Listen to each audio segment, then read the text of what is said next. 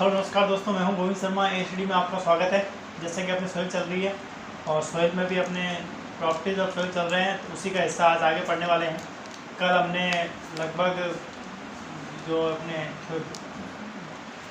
फॉर्मूले थे वो आपको याद कर चुके हो, फॉर्मूले आप लिख चुके हो। उसके बाद अपने प्रॉपर्टीज भी पढ़ चुके हैं, डिग्री ऑफ सैचुरेशन पढ़ चुके हैं, वाटर कंटेंट पढ़ चुके हैं, वॉइड रेशियो पढ़ चुके हैं, पोरोसिटी पढ़ चुके हैं। इन सब के बारे में जानने के बाद अब अपने कुछ प्रॉपर्टीज चल रही थी। जैसे कल अपन ने चार्ट पढ़ा था, एक कल चार्ट पढ़ा था जिसमें मैंने बताया था आपको shrinkage limit, plastic limit, liquid limit, ये तीनों लिमिट के बारे में बताया था कि इनकी कौन कौन सी स्टेज होती है, कौन कौन सी कंडीशन होती हैं। सॉलिड स्टेज पे थी, फिर उसके बाद पानी मिल रहा था तो वो कौन से सेमी सॉलिड स्टेज पे जा रही थी, फिर सेमी सॉलिड से वो कौन सी स्टेज जा रही थी, प्लास्टिक स्टेज पे जा रही थी, प्लास्टिक स्टेज से कौन सी स्टेज जा रही थी, लिक्विड स्टेज, फिर प्लास्टिक स्टेज और लिक्विड स्टेज से अपने जा रही थी, और फिर श्रिंकेज लिमिट, प्लास्टिक लिमिट और लिक्विड लिमिट। अब इनके बीच में क्या सबसे आपके बाउंड्री पूछेगा, मैंने आपसे कहा था। और श्रिंकेज लिमिट के बाद मैंने कहा था वो कितने भी पानी के वॉल्यूम की मात्रा कम की जाए लेकिन उसके वॉल्यूम में कोई भी चेंज नहीं होता, वॉल्यूम कांस्टेंट रहता है। और श्रिंकेज लिमिट पर सोइल फुली सैचुरेटेड होती है। कल अपन इस चार्ट के बारे में बात कर चुके थे। आज अपन और कल अपन साथ में श्रिंकेज लिमिट के बारे में भी बात कर चुके थे। अब अपन लिक्विड लिमिट और प्लास्टिक लिमिट रह गई थी, मैंने कहा था। तो उनको भी एमसीक्यू प्रॉपर्टी से कि भाई एग्जाम पॉइंट ऑफ व्यू से कि आपके किस टाइप के क्वेश्चन बन सकते हैं, तो वो मैंने आपको प्लास्टिक लिमिट और लिक्विड लिमिट के बारे में थोड़ा बात कर लेते हैं। तो प्लास्टिक लिमिट के बारे में तो मैं थोड़ा बताया था आपको कि प्लास्टिक लिमिट और लिक्विड लिमिट होती क्या है, पहले उस पर चर्चा कर लेते हैं। तो प्लास्टिक लिमिट देखो, श्रिंकेज लिमिट क्या थी कि श्रिंकेज लिमिट पर सोइल थी जो हमारी फुली सैचुरेटेड थी। क्या थी? Fully saturated. फुली सैचुरेटेड का मतलब ये था सर कि जो उसके वॉइड रेशियो थे, जो उसमें वॉइड था, जो रिक्त स्थान थे वॉइड थे, उसकी जगह किसने ले ली थी? वाटर ने ले ली थी। वाटर ने ले ली थी मतलब अब उसमें एयर नहीं है, उसका टू फेज डायग्राम था, उसमें सॉलिड पार्टिकल है और ओनली वाटर है, ओनली वाटर है। तो उसको हमने कहा था फुली सैचुरेटेड स्टेट। अब मैंने क्या कहा कि प्लास्टिक लिमिट क्या होगी कि प्लास्टिक लिमिट वो होगी कि सॉइल में पानी की इतनी मात्रा, भाई कोई सॉइल पार्टिकल है उसमें पानी की उतनी मात्रा कि हम सॉइल को जब बेलें, जैसे आप बेलते हो ना बचपन में, अपन किसी चीज़ को आप लोइयाँ बेलते हो जब आटे की, तो आटा कैसा लंबा होता है, इसी प्रकार मिट्टी को बेलें तो अपन सॉइल को लेके उसको बेलें तो वो क्या है 3 mm के धागे में बिल जाए, 3 mm के धागे तक बिल जाए। अगर वो बिल जाता है 3 mm के धागे तक बिल जाता है तो बिना टूटे हुए, मतलब टूटे नहीं आपसे, तो वही उसकी प्लास्टिक लिमिट होती है। उससे थोड़ी ज़्यादा प्लास्टिक लिमिट होती है, वही कंडीशन जो होती है सॉइल की वो प्लास्टिक लिमिट होती है। अब वो अपन क्या करते हैं, वो टेस्ट करते हैं, भाई 425 माइक्रोन की सीव लेते हैं, उससे अपन सैंपल पास कराते हैं, भाई छान लेते हैं, उसमें उतना पानी मिला के देखते हैं वो किस वाटर कंटेंट पर, कौन सी वाटर लिमिट पर सोइल 3 mm के धागे में थ्रेड हो रही है, उसी को हमने क्या कहा था, उसी को हमने बोला था प्लास्टिक लिमिट। अब बात करता हूँ लिक्विड लिमिट की। तो लिक्विड लिमिट में क्या होता है कि और अपन पानी मिलाएं, वही सब आपके चार्ट दिमाग में चलना चाहिए। श्रिंकेज लिमिट था तो सर ने कहा श्रिंकेज लिमिट का मतलब सोइल फुली सैचुरेटेड थी, वहाँ हमारा कोई दिक्कत था। फिर थोड़ा पानी मिलाया तो प्लास्टिक स्टेज पर आ गई, फिर और पानी मिला दिया तो क्या हुआ, अब पार्टिकल के बीच में, पानी पार्टिकल के बीच में क्या बहने लगी, तो मतलब सोइल क्या होगी, बहने लगी, फ्लो करने की कंडीशन होगी। अब जैसे आपने देखा होगा कि कई बार जब पानी बहता है, जब बहुत ज़्यादा बरसात होती है तो जब पानी नालों में चलता है तो उसमें मिट्टी भी बहती है, तो मतलब फ्लो कंडीशन। तो सोइल आपकी होगी, इतना पानी मिल गया है कि सोइल फुली कंडीशन में हो गई है, फुली बहने का। तो इसमें क्या मतलब सोइल पार्टिकल के बीच में क्या हो गया, शेयर स्ट्रेंथ का वैल्यू क्या होगी, नगण्य होगी। तो लिक्विड लिमिट पर सोइल की शेयर स्ट्रेंथ क्या होती है, नगण्य होती है। अब शेयर स्ट्रेंथ होती क्या है, दो पार्टिकल के बीच में आपस में लगने वाले शेयर प्लेन की स्ट्रेंथ। अब जब पार्टिकल के बीच में फ्रिक्शन रहेगा ही नहीं तो मतलब क्या होगी, इसकी शेयर स्ट्रेंथ क्या हो जाएगी, नगण्य हो जाएगी। अब मैं आपसे पूछूं कि सबसे ज़्यादा शेयर स्ट्रेंथ किसकी होगी, लिक्विड लिमिट की कंडीशन में, प्लास्टिक लिमिट पे, सेमी सॉलिड कंडीशन पे। तो बस ये ऐसा क्वेश्चन बन जाएगा, ये भी बन सकता है। तो आप तो ग्राफ बनाओगे तो मैं कहूँगा आपसे ग्राफ बनाइए, तो शेयर स्ट्रेंथ पे आप सेमी सॉलिड पे बताइए और प्लास्टिक लिमिट पे बताइए और लिक्विड लिमिट पे बताइए ग्राफ को कि भाई किसकी ज़्यादा बनेगी, शेयर स्ट्रेंथ किस ज़्यादा होगी। तो लिक्विड लिमिट की तो आप बात कर चुके होगे, वहाँ पर तो शेयर स्ट्रेंथ 0 हो जाएगी। और कैसे हो जाएगी, क्योंकि वहाँ तो सोइल जो है फुली फ्लो करने की कंडीशन में आ चुकी है, तो वहाँ पे तो सोइल आने का नहीं है। अब वो अपन किस टेस्ट की सहायता से करते हैं, लिक्विड लिमिट निकालते हैं। और कई बार ये ना देखे तो इन सबको अटरबर्ग लिमिट भी कहा जाता है। क्या कहता है, अटरबर्ग लिमिट भी कहा जाता है। तो ये चीज़ आपको ध्यान रखनी है। देखो इसमें थ्योरी को रटना नहीं है, इसको आप रटोगे एक नोट्स की तरह तो आपको क्या है, ये परेशान करेगी। ठीक है, 4 दिन बाद आपके दिमाग में ये रहेगा मुझे रटना है, फिर भूल के सोइल का पार्टिकल अपन, इसलिए मैं इसको थोड़ा थोड़ा लेके चल रहा हूँ क्योंकि देखो कभी भी कम पढ़ लो लेकिन अच्छा पढ़ो, बस ये चीज़ है। तो अपन कम भी कर देंगे, चीज़ें आपको आनी चाहिए बस कि हाँ हमारी चीज़ में ये चल रही हैं, तो एक दूसरे से कनेक्ट कीजिए। कल वो अपने ग्राफ पढ़ा था shrinkage limit, plastic limit, liquid limit, तो ये सब आज उनसे उन लिमिट से ही तो कनेक्टेड है कि वहाँ क्या हो रहा था, पूरा खेल किसका, सोइल का, पानी का ही तो हो रहा है। तो पानी नहीं है तो एयर जा रही है उसके अंदर। अब कोई भी ड्राई सॉइल रखी हुई है उसमें, तो क्या होगा, जो पार्टिकल के बीच में जो स्थान है वो किसने ले रखे हैं, एयर ने ले रखे हैं। फिर आप पानी मिलाओगे, आप सिंपल सी बात है, घर पे एग्जांपल ड्राई सॉइल रखी है आपकी, उसमें पानी मिलाओगे तो क्या होगा, पानी क्या सॉइल के अंदर जाता नहीं है क्या, बाहर ही पड़ा रहता है क्या। आप हाँ एक बड़े पत्थर को लेके रहते हो लेकिन पानी उसके बाहर रहता है, क्यों, क्योंकि उसके बीच में वाइब्रेशन ही है, वो खुद एक सॉलिड पार्ट है। लेकिन जो अपने सॉइल कण है उसमें क्या होता है, नीचे वाइब्रेशन, तो पानी क्या होता है, धीरे धीरे जाता रहता है। एक ऐसी कंडीशन आती है जब आप पानी डालते रहते हो क्या होता है कि पानी भी ऊपर आने लगता है और सॉइल के कण भी बहने लग जाते हैं। तो वही कंडीशन कौन सी है, लिक्विड लिमिट, और जिसमें सॉइल आराम से पूरी सैचुरेटेड हो रही है, तो वो अपने क्या हो रही है, श्रिंकेज लिमिट। तो अब बात कर लेते हैं अपन ने, थोड़ा जो लिखा हुआ है आप देखना, प्लास्टिक लिमिट। तो किसी सॉइल में पानी की मात्रा जिस पर वह बिना ब्रेक हुए 3 mm के धागे पर, ये आपको याद है 3 mm के धागों में थ्रेड की बेला जा सके, तो उसे अपन क्या बोलते हैं, प्लास्टिक लिमिट कहते हैं, जो कि आप समझ चुके हो सारी बात, ठीक है। प्लास्टिक लिमिट ज्ञात करने के लिए क्या करते हैं, 425 माइक्रोन की सीव लेते हैं, 425 माइक्रोन की सीव लेते हैं, और एक सीव का साइज रहता है। सीव कैसे साइज की होती है, आपने कॉलेज में किया होगा, प्रैक्टिकल किया होगा, तो सीव आपकी कुछ इस टाइप की होती है, सर्कुलर उसमें बोलते हैं, सर्कुलर होते हैं लेकिन वो तिरछे होते हैं, सर्कुलर मतलब सर्कुलर स्क्वायर हॉल होते हैं उसमें, लेकिन वो कैसे होते हैं, तिरछे होते हैं, स्क्वायर पार्ट टाइप के। तो ये भी जाता है कि जो आपके जो सीव होती है उसमें जो आपके हॉल होते हैं वो कैसे होते हैं, स्क्वायर टाइप के होते हैं, तो वो आपने देखा हुआ होगा सीव। तो सीव से सॉइल सैंपल को पास कराया जाता है, उसमें 300 ग्राम सॉइल लेकर उसमें पानी मिलाया जाता है, 300 ग्राम लेकर सॉइल क्या जाते हैं, पानी मिलाते हैं, और फिर क्या कर लेते हैं, उसका पेस्ट तैयार कर लेते हैं। फिर क्या करते हैं, उसका पेस्ट तैयार कर लेते हैं, और फिर उसे अपन क्या करते हैं, अगर वह पेस्ट बिना टूटे 3 mm के धागों में बेला जा सके तो उसको अपन क्या कहते हैं, प्लास्टिक लिमिट के बराबर बोलते हैं। बस इतनी सी बात है, इतनी सी बात याद रखनी है प्लास्टिक लिमिट में। अगर आपसे पूछ ले इसमें कि भाई कौन सी सीव ली जाती है, तो 425 माइक्रोन की सीव ली जाती है। सैंपल की मात्रा कितनी जाती है, 300 ग्राम सैंपल लिया जाता है, बस। बाकी कितने mm के धागे, 3 mm के धागे में, बस ये प्लास्टिक लिमिट है। इतनी सी चीज़ आपसे इससे पूछ सकता है ऑब्जेक्टिव में, और आपसे ज़्यादा आउटसाइड में क्या पूछेगा। अब बात करते हैं लिक्विड लिमिट। तो लिक्विड लिमिट को मैंने अभी आपको क्या बताया था कि ऐसी सॉइल जो फ्लो करने की कंडीशन में, देखिए चलो बात करें लिक्विड लिमिट पे। यह वह मिनिमम वाटर कंटेंट की मात्रा है, वह मिनिमम वाटर कंटेंट मात्रा है जिस पर सॉइल की डेंसिटी कैसी होती है भैया, फ्लो करने वाली, जिसमें वो फ्लो बह सके, मतलब फ्लो करने वाली होती है। और लिक्विड लिमिट सॉइल में क्या कहती है, नगण्य से स्ट्रेंथ देती है, मतलब नेग्लिजिबल क्या देती है, से स्ट्रेंथ देती है। और किसी सॉइल में पानी की वह मात्रा जिस पर, अब अपन क्या करते हैं, इसको चेक करते हैं। तो सॉइल की लिक्विड लिमिट को चेक कैसे किया जाता है वो देखो, इसका स्क्रीनशॉट लो, तो स्क्रीनशॉट लेना पहले, कम हो ले लो फिर, ताकि मैं इसको साफ कर लूँ, ताकि मैं आपको थोड़ा लिक्विड लिमिट क्या समझा दूँ के बराबर, और फिर बाद में इसको उतार लेना को, ले लो स्क्रीनशॉट ले लो। चलिए अब बात करते हैं अपन इसको कैसे निकाला जाता है, फाइंड आउट कैसे किया जाता है। यहाँ से क्वेश्चन बन जाते हैं, यहाँ से क्वेश्चन बन जाते हैं, इसलिए इसको चर्चा कर लेते हैं। चलिए देखो, तो लिक्विड लिमिट क्या कहते हैं कि अपन क्या करते हैं कि इसमें एक कटोरीनुमा अपना अपार्टमेंट होता है लिक्विड लिमिट का, तो उसको कैसा ग्राइंड एवरेट बोलते हैं इसको। इसमें ये कटोरीनुमा होता है, और फिर इसको अपन क्या करते हैं, ग्रुप से काट के इसको पैड से या इसमें इसको हैंडल से चलाया जाता है, और इस कटोरी को इसको डाला जाता है इसमें, ठीक है। अब क्या करते हो आप, सॉइल का सैंपल लेते हो इसमें, तो अब इसको क्या करते हो आप, सॉइल का सैंपल टेस्ट करते कैसे हैं। तो सबसे पहले क्या करोगे आप, 425 माइक्रोन की सीव लोगे, कितने की, 425 माइक्रोन।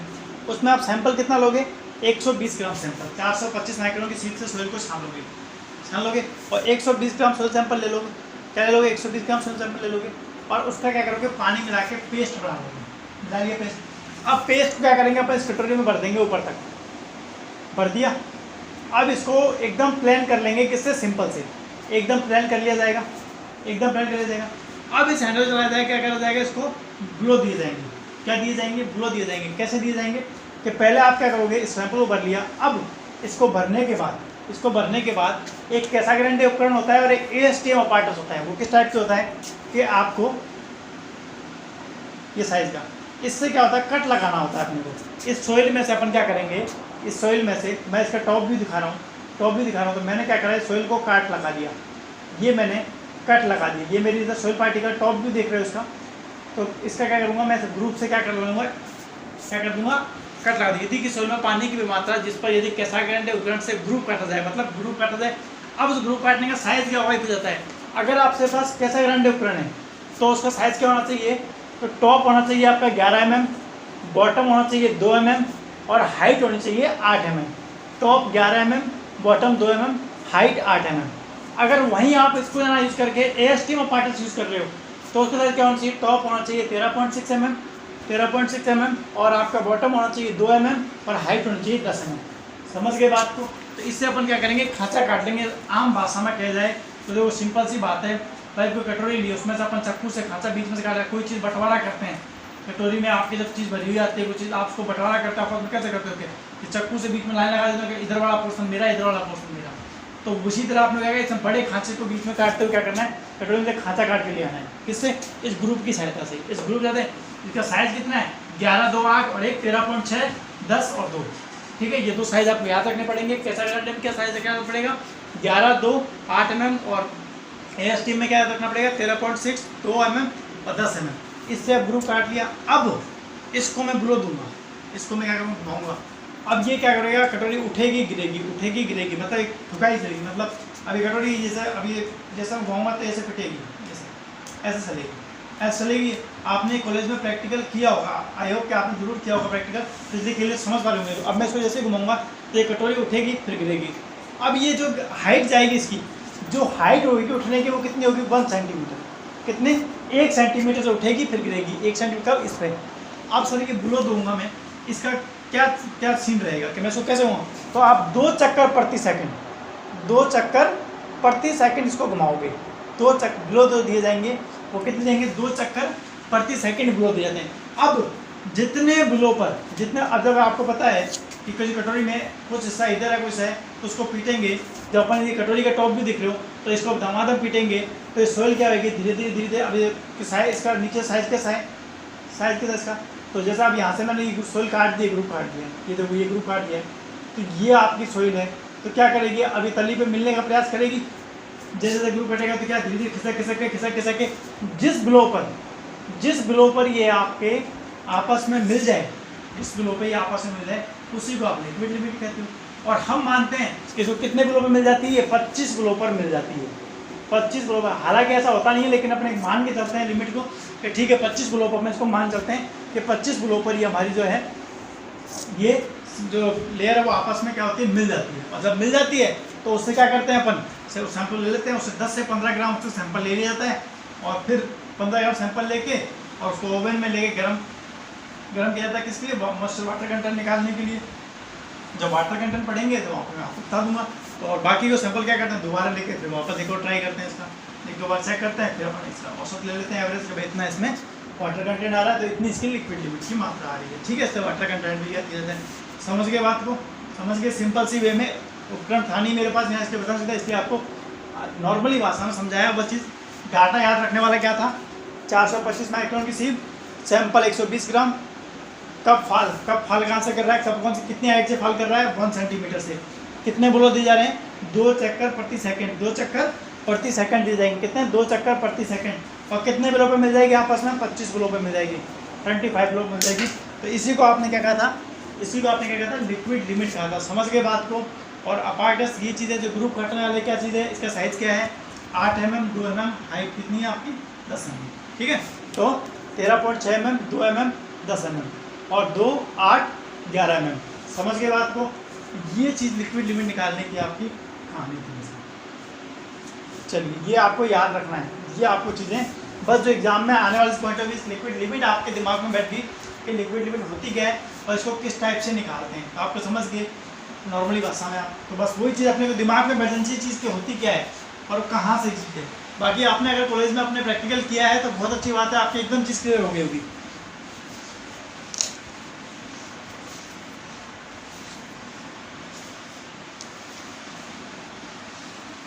ज़्यादा डीपली जाने की किसी की आवश्यकता नहीं है, पहले आप बेसिक अपना बेस क्लियर करोगे तो आराम से क्लियर चीज़ हो जाएंगी। ठीक है, अब बात करते हैं वापस कल के नेक्स्ट प्रॉपर्टीज की। प्लास्टिक इंडेक्स, चलिए बहुत इंपॉर्टेंट टॉपिक है, बहुत इंपॉर्टेंट पॉइंट है प्लास्टिक इंडेक्स। अब सारी बात इसी से चलेगी।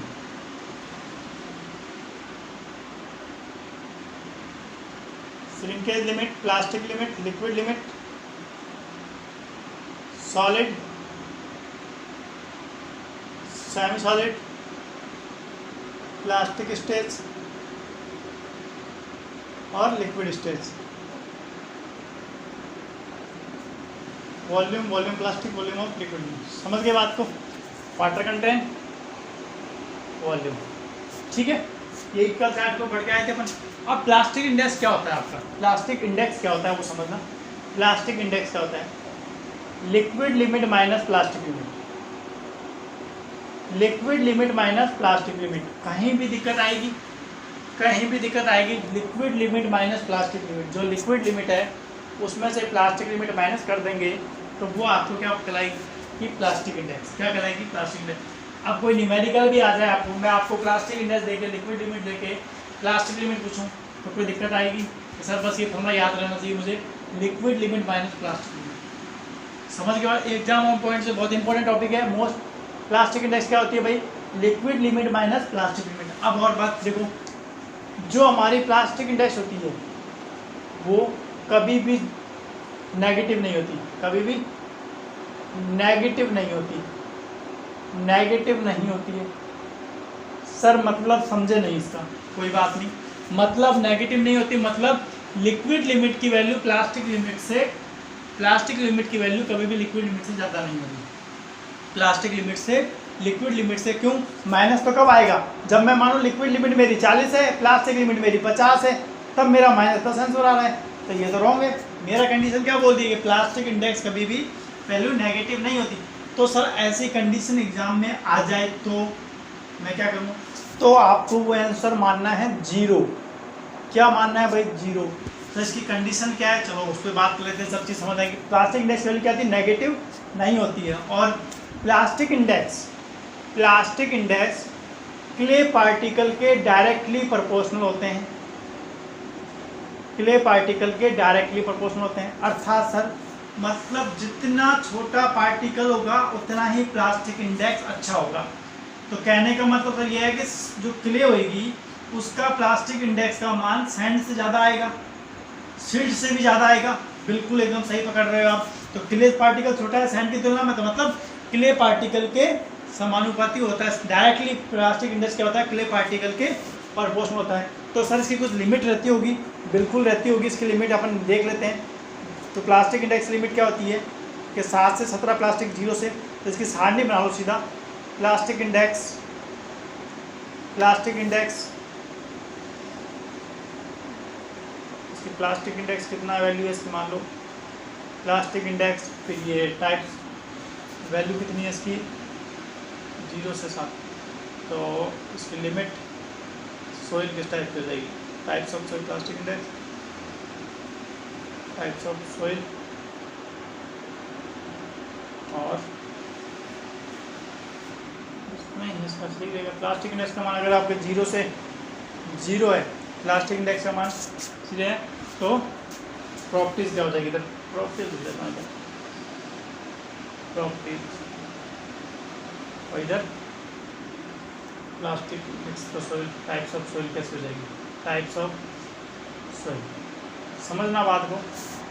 जब प्लास्टिक इंडेक्स का मान 0 आ जाए तब हमारी प्रॉपर्टीज कैसे होगी? ये तब क्या होगी? मतलब ये क्या होगी? Non plastic. क्या होगी भैया?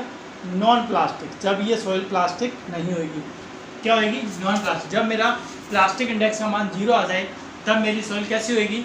Non plastic. अभी समझेंगे सब चीज़ को। तो इसका एग्जाम्पल कौन सा हो जाएगा? Sand and gravel, sand and gravel. अच्छा सर, जब मेरा प्लास्टिक का मान जब 0 से बड़ा हो प्लास्टिक इंडेक्स और 7 से छोटा हो, जब 0 से बड़ा हो और प्लास्टिक 7 से छोटा हो, तो मेरी क्या हो जाएगी? Low plastic. क्या हो जाएगी? Low plastic, low plastic. तो इसमें क्या आ जाएगी मेरी? सिल्ट। क्या आ जाएगी? सिल्ट। जब मेरे प्लास्टिक इंडेक्स 7 से बड़ा हो, 7 से बड़ा हो और 17 से छोटा हो, 17 के बराबर हो, तो क्या आ जाएगी? ये मीडियम प्लास्टिक। कैसी हो जाएगी भाई? Medium plastic. कैसी हो जाएगी भाई? Medium plastic. और ये क्या हो जाएगा? सिल्टी क्ले, मतलब सिल्ट के साथ क्ले, सिल्टी क्ले। और अगर ये मेरी मोर देन 17 हो जाएगी तो ये क्या हो जाएगी? High plastic, high plastic, high plastic. और एग्जाम्पल क्या हो जाएगा इसका? क्ले। तो इसको याद कर लेना अच्छी तरह, इसको याद कर लेना। इसकी लिमिट कितनी रहती है? इसकी लिमिट रहती है 7 से मोर देन प्लास्टिक इंडेक्स बराबर 17 के बराबर, ठीक है। ये आपके प्लास्टिक इंडेक्स की लिमिट होती है, यहाँ लेकिन सारणी में आपको समझ में आ रही होगी। अब देखो इतना सा सिंपल सी बात है, अब जे ए ने एग्जाम दोगे तो इतना ईजी सा क्वेश्चन तो आएगा नहीं आपको। अब देखो इसको क्वेश्चन कितने सारे बनते हैं, इतने से पार्टिकल पर क्वेश्चन कैसे बनते हैं। सबसे पहली बात तो फॉर्मूला, इस चीज़ को साफ करके कोई दिक्कत नहीं, क्वेश्चन पे बात करते थे वो समझते हैं, करना तो इसको होता रहेगा, पहले इसको समझ लो पूरी चीज़ को। इससे कोई भी क्वेश्चन आप करने बैठोगे कहीं भी नहीं हटोगे। Plastic limit, plastic index liquid limit minus plastic limit होता है, ये याद हो गया। अब प्लास्टिक देखो क्ले का मान सबसे ज़्यादा, फिर सिल्ट पे आए, फिर सिल्ट सैंड ग्रेवल पे कम होता गया ना मान। अब देखो पहला एग्जांपल क्या आएगा, मान लीजिए आपको दे दिया कि कोई सोइल है, पहला क्वेश्चन बता रहा हूँ, कोई सोइल है जिसका लिक्विड लिमिट 50 है, लिक्विड लिमिट 50 है और प्लास्टिक लिमिट 40 है, प्लास्टिक लिमिट 40 है, तो सोइल किस टाइप की है, तो सोइल किस टाइप की है। ऑप्शन में होगा सैंड, सिल्ट या सिल्टी क्ले, किस टाइप की है। तो आपने देखा 50 से 40 माइनस क्या आईपी निकाला आपने, 50 है तो कितना है 10 आया, 10 आया मतलब आपका ऑप्शन 7 से 17 के बीच में आ रहा था। मेरी सोइल कैसी है, मीडियम प्लास्टिक है। अगर आपके पास 4 ऑप्शन हुए कि non plastic, low plastic, medium plastic, high plastic, अगर आपके पास ये क्वेश्चन देखे 4 ऑप्शन ये हुए कि सोइल मेरी किस टाइप की है, non plastic, low plastic, medium plastic, high plastic, तो आपने देखा मेरा आंसर 10 आ रहा है, मतलब 7 से 17 के बीच में आ रहा है। तो मेरी सोइल किस टाइप की है भैया, मीडियम प्लास्टिक है। कैसी है, मीडियम प्लास्टिक। वहीं आपसे अगर ये ना पूछ के पूछा कि मेरी सैंड, ग्रेवल, सिल्ट क्ले क्या है, तो आपने देखा सिल्टी क्ले, तो वहाँ पे ऑप्शन में हो सकता है ग्रेवल हो सकता है, सैंड हो सकता है, सिल्टी क्ले ना दे, खाली सिल्ट दे दे और नन ऑफ दिस दे दे, नन ऑफ दिस, तो आप सिल्ट पे चले जाओगे, सिल्टी क्ले, तो सिल्टी क्ले चलेगी मेरी, तो क्या हो गया, तो सिल्टी क्ले लगभग, और बहुत सिल्ट और सिल्टी क्ले दोनों दे देगा तो आपको सिल्टी क्ले पे जाना है, ठीक है, समझ गए बात को। अब देखो या फिर आपको दे दे क्वेश्चन दूसरा टाइप के, ये आपको दे दे कि मेरे लिक्विड लिमिट 50 है और प्लास्टिक लिमिट 10 ही है, तो आपका आंसर कितना आ रहा है, 50 माइनस 10 40, और 40 आ गया, तो 17 से ऊपर बहुत आ गया, तो क्या हो गया, 17 से ऊपर जाने के बाद कितना भी जाए ना कोई दिक्कत नहीं है, हमारा तो हाई प्लास्टिक रहेगा, हमारे पास एक लिमिट है 17, 17, बस उससे ऊपर जाने के बाद वो क्ले है, तो हम जानते हैं बस, ठीक है, क्ले पार्टिकल हो गया। अब अगर मैं पूछूँ कि प्लास्टिक इंडेक्स का मान, और क्वेश्चन ये आ सकता है कि सीधा आ जाए क्वेश्चन इसी करने के लिए कि प्लास्टिक इंडेक्स का मान 20 है, तो टाइप्स ऑफ सोइल है, non plastic, low plastic, medium plastic, high plastic, सीधा ये भी आ सकता है। तो कैसी है आपकी, तो आपने 20 देखा, तो आपकी सोइल कैसी है, हाई प्लास्टिक। 1 मिनट पानी लो,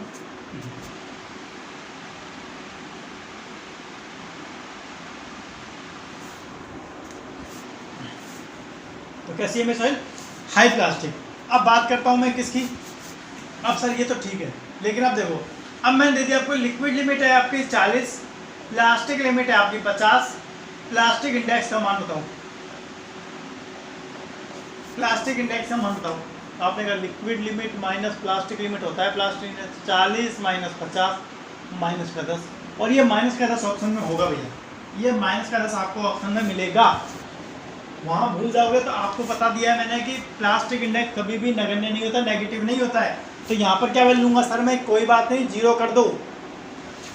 अगर ऑप्शन में ऐसा बोल रखा है 0 होता है, माइनस 10 होता है, प्लस 10 होता है, या इनमें से कोई नहीं, तो आप किस पे जाओगे, 0 पे जाओगे। किस पे जाओगे आप, 0 पे जाओ। क्यों, क्योंकि इसका मान नेगेटिव नहीं होता है। और ये ना ऑप्शन में ये दे रखा हो कि भाई लिक्विड लिमिट 40 है, प्लास्टिक लिमिट 50 है, तो सोइल टाइप है सैंड, सिल्ट, क्ले या नन ऑफ दिस, तो किस पे जाओगे, जब लिक्विड लिमिट 40 है, प्लास्टिक लिमिट 50, ये सब जितने भी बता रहा हूँ मैं, सारे क्वेश्चन आए हुए हैं, बस यहाँ क्वेश्चन लिखा के नहीं करा पा रहा हूँ। इसी टॉपिक से जितने भी क्वेश्चन उठाए मैंने, सारे किसी ना किसी एग्जाम में आए होंगे, आप प्रैक्टिस करोगे, आपको वहाँ सब प्लास्टिक इंडेक्स से संबंधित एक इतना सा भी डाउट नहीं रहेगा आपके। तो आपने देखा 40 माइनस 50, ये तो नेगेटिव माइनस 10 आ रहा है, माइनस 10 तो मैंने बताया नहीं था, 0 बताया था, और 0 के लिए मेरी प्लास्टिक इंडेक्स का मान जब 0 है, तो सोइल कैसी रहती है मेरी, सैंड ग्रेवल, सैंड पे चले गए। समझ गए बात को। अब सीधा क्वेश्चन ये भी आता है कि किसी सोइल का प्लास्टिक इंडेक्स 0 है, किसी सोइल का प्लास्टिक इंडेक्स 0 है, तो उसके लिए सोइल होगी किस टाइप की होगी, तो आपने 0 प्लास्टिक इंडेक्स 0 है, तो सोइल किस टाइप की है, मतलब सैंड है। ये आपके नेगेटिव है। तो यहाँ से इससे ज़्यादा क्वेश्चन से टफ नहीं बनेगी। या आपसे इसमें से लिमिट पूछ सकता है कोई सी भी कि प्लास्टिक इंडेक्स की लिमिट कौन सी होती है, ये आपको लिमिट बतानी पड़ेगी। ये आपको लिमिट याद करनी पड़ेगी। समझ गए।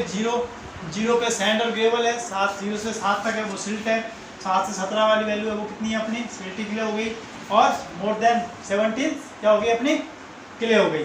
तो समझ गए प्लास्टिक इंडेक्स में अब कहीं भी दिक्कत आएगी, और इसको अपन अच्छी तरह पढ़ेंगे जब अपन चार्ट बना के पढ़ेंगे, जब इसके क्लासिफिकेशन ऑफ सेल पढ़ेंगे, जब क्लासिफिकेशन ऑफ सेल पढ़ेंगे तो वहाँ पे स्टोर अपन अच्छी तरह जानेंगे बहुत डीपली, तो आपके वहाँ एकदम और चीज़ क्लियर हो जाएगी। समझ गए बात को। चलिए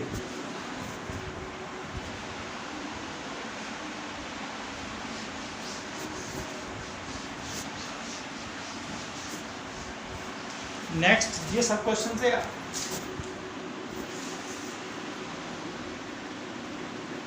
कंसिस्टेंसी इंडेक्स, कंसिस्टेंसी इंडेक्स मतलब CI, liquid limit minus water content upon में IP।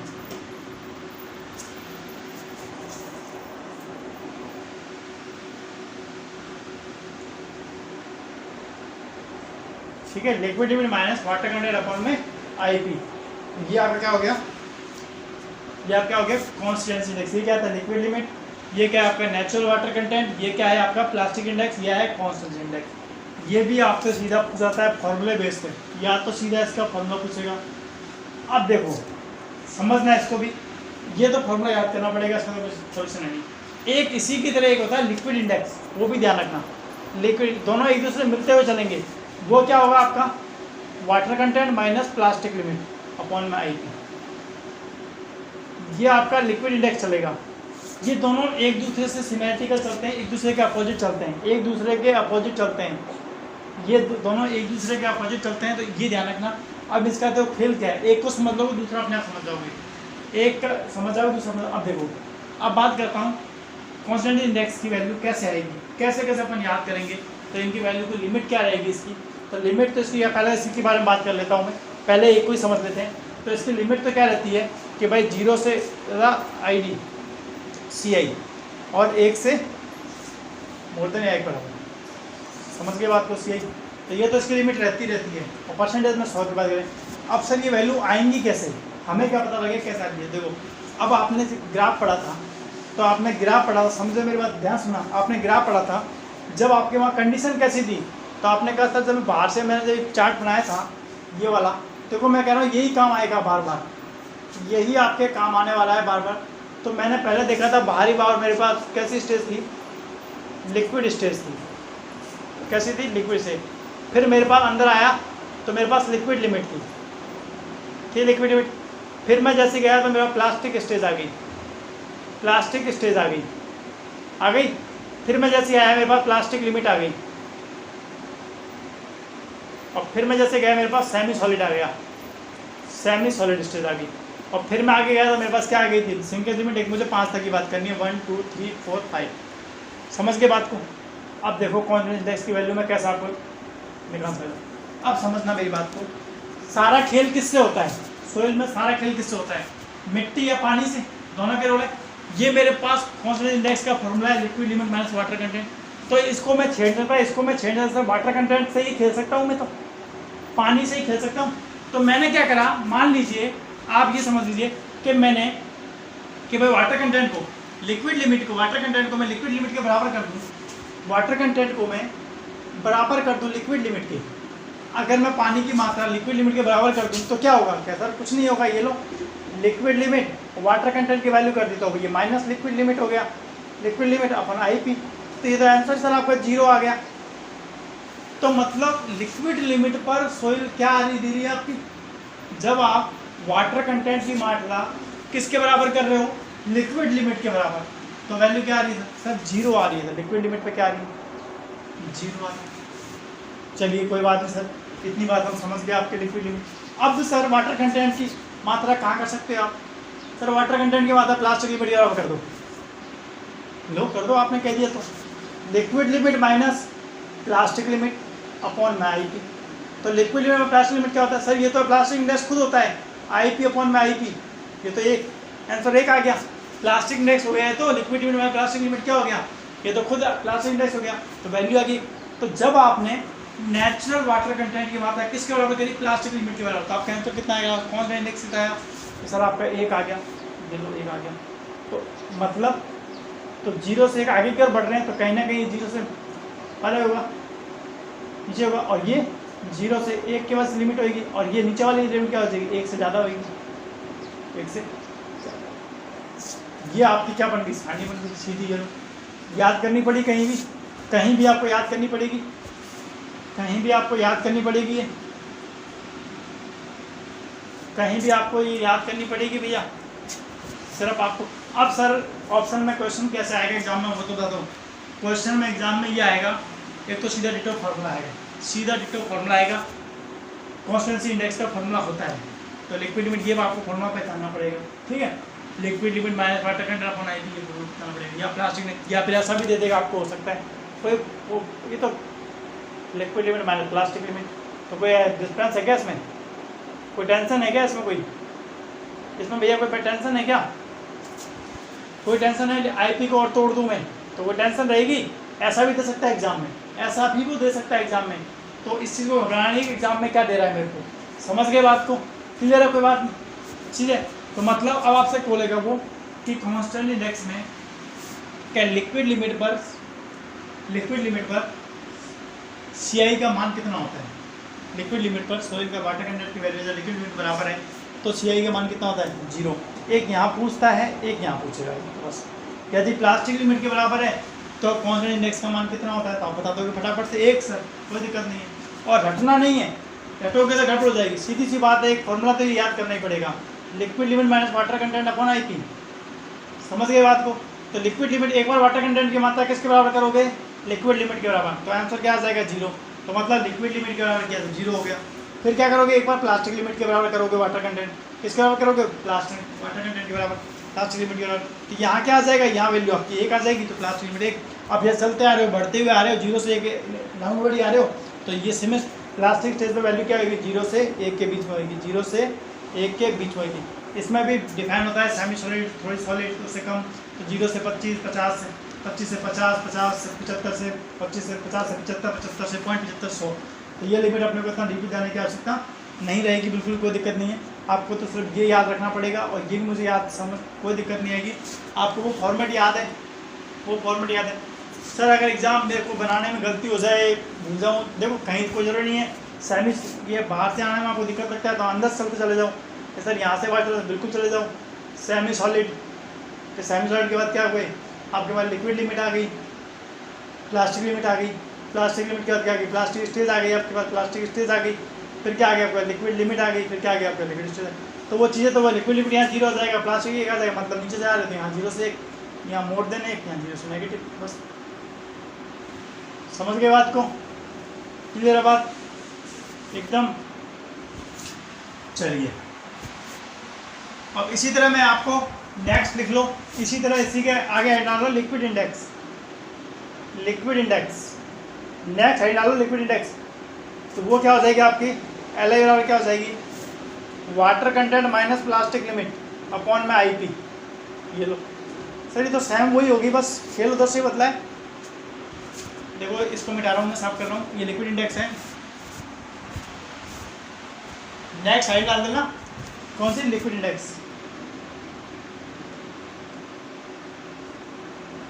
तो उसकी सारणी में यही बना दूंगा, इसकी तो सारणी में तो मैं यही बना दूंगा, सारणी तो दोनों की कॉमन समझने दो, सारणी में कोई दिक्कत नहीं है, सारणी तो इसी की दोनों की एक साथ ही बना लो, फॉर्मूला लिख लेना,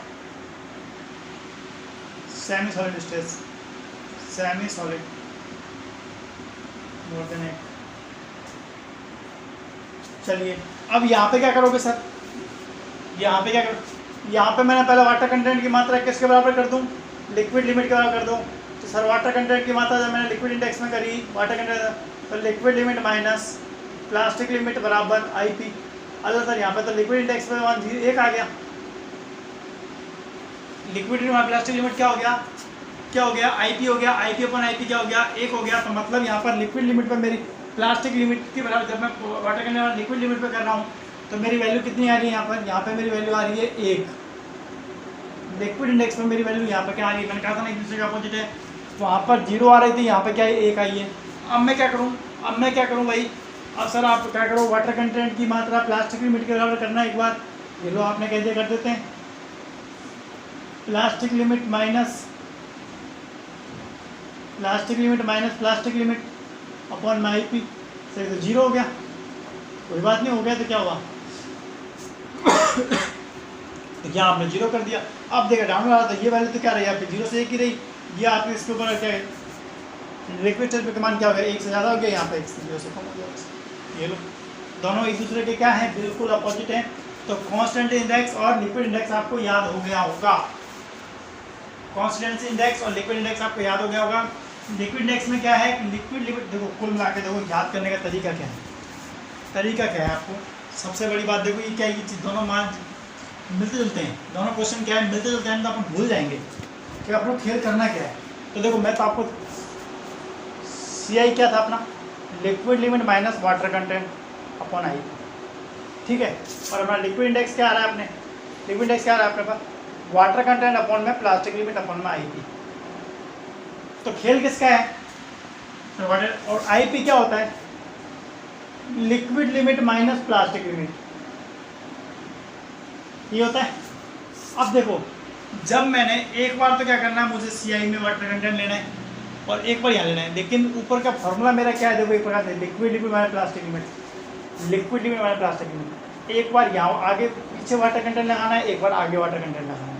अब आपने इस तरीके से कैसे याद रखते हो वो आपको याद है, लेकिन फॉर्मूला ऊपर एक बार क्या बनेगा, प्लास्टिक इंडेक्स का बनेगा, एक बार फॉर्मूला क्या बनेगा, प्लास्टिक इंडेक्स का बनेगा, आपको पता है। तो मेरे को पता है कि एक बार तो लिक्विड लिमिट गायब रहेगा, उसकी जगह वाटर कंटेंट आएगा एक फॉर्मूले में, तो एक फॉर्मूला दिया आएगा, और एक बार क्या रहेगा, लिक्विड लिमिट की जगह वाटर कंटेंट रहेगा।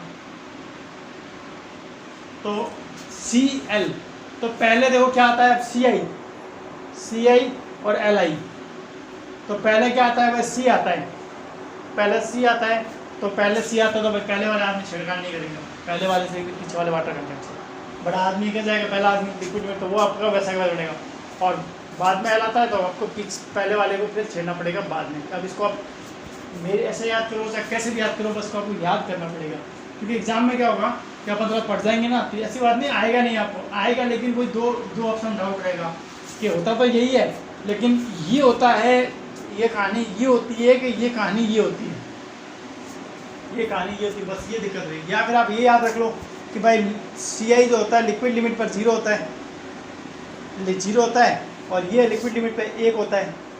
तो आप देख लो कि जब वाटर कंटेंट के मतलब लिक्विड लिमिट करूँगा जब 0 होगा यहाँ पे, तो मतलब ध्यान ये से 0 आएगा।